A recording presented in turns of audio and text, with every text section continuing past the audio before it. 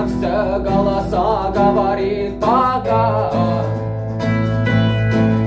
Пора.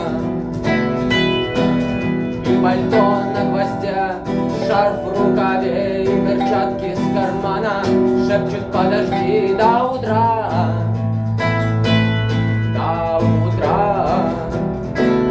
Но странный стук зовет дорогу.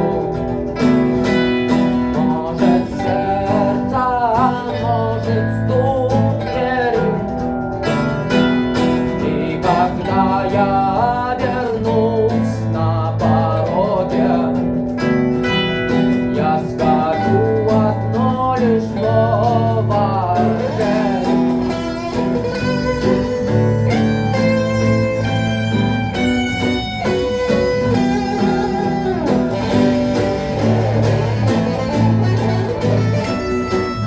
И опять на вокзал, и опять к поездам, и опять проводник выдаст белье и чай.